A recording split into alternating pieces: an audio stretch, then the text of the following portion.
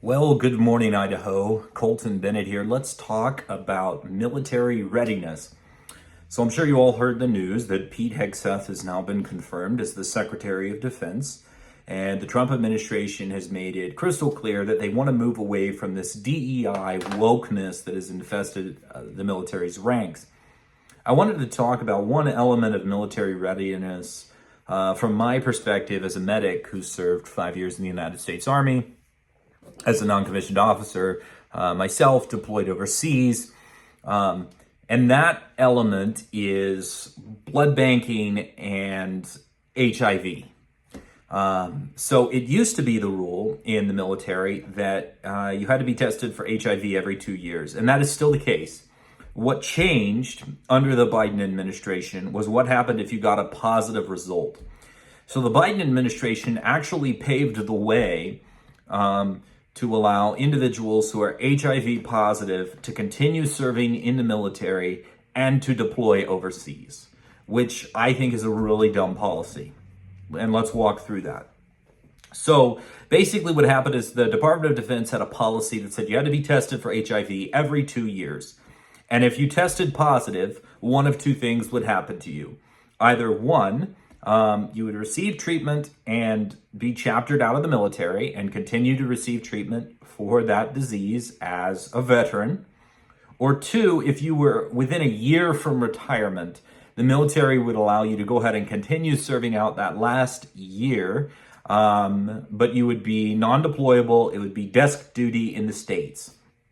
And then after that, of course, you'd continue getting treatment as a veteran. And the idea behind this was, it was kind of a balanced idea. One, you can't be deploying and you can't be HIV positive in uniform because that makes you non-deployable. And the fundamental reason behind that is that every single individual who deploys has to be ready to give blood at a moment's notice. And if you're HIV positive, you can't give blood to your buddy. And if you were to, that could potentially be devastating. We'll get into the medical behind that in just a minute. Long story short, people who have HIV, they can't be deploying.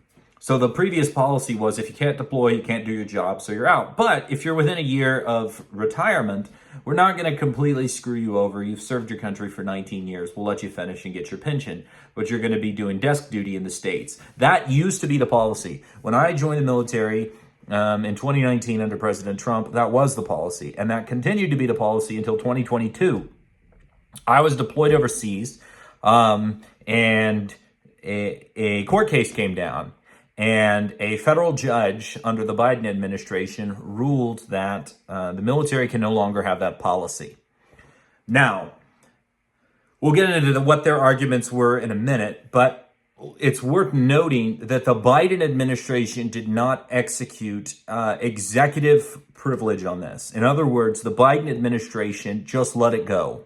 They didn't appeal, and they didn't say, this is the decision of the President of the United States as Commander-in-Chief of the Armed Forces, as specified under the Constitution. So when they got that court ruling, they essentially shrugged and said, well, okay, people who have HIV can now continue to serve in the military and deploy. And that is a very, very terrible policy. Specifically when you're dealing with Middle Eastern countries, Kuwait, Saudi Arabia, Iraq, those countries as host nations who are very Islamic, they absolutely prohibit HIV positive individuals from deploying to those countries. And so our status of forces agreement with those Middle Eastern countries prohibit the deployment of those soldiers. So now, although our policy says they can deploy, our status of forces agreement says they can't deploy. So there's entire regions of the country that these of the world that these HIV positive soldiers cannot go to because of status of forces agreements. Number two, as I mentioned earlier, there's the risk of transmitting to another soldier because you can't give blood. And either you give blood with risk to that next soldier, or two, you don't give blood, which means you're not fully up to the task of being a soldier, because every single soldier serves in rank and deploys overseas with the understanding that if something goes down, they need to be ready to give blood to their buddy. And I'm sharing that with my perspective as a medic and a non-commissioned officer who understood the higher level doctrines of military readiness when it comes to medical. A lot of people don't think about that.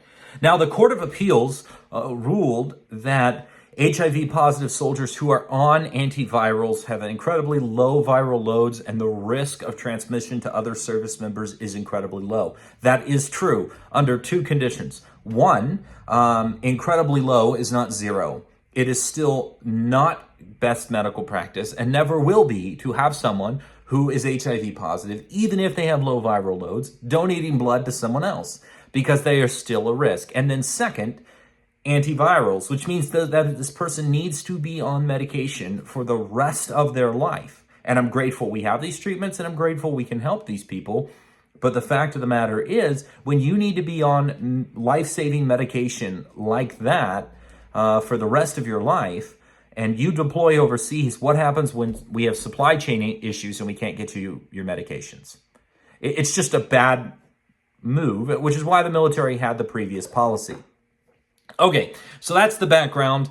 The Biden administration essentially allowed HIV positive individuals to continue serving in the military at risk to their fellow soldiers, at risk to our blood supply, and at risk to deployments and military operations. They decided they would rather be woke than win. So what can the Trump administration do? Well, number one, the Trump administration, and this has to come from Trump. It can't come from SecDef. It has to come from Trump.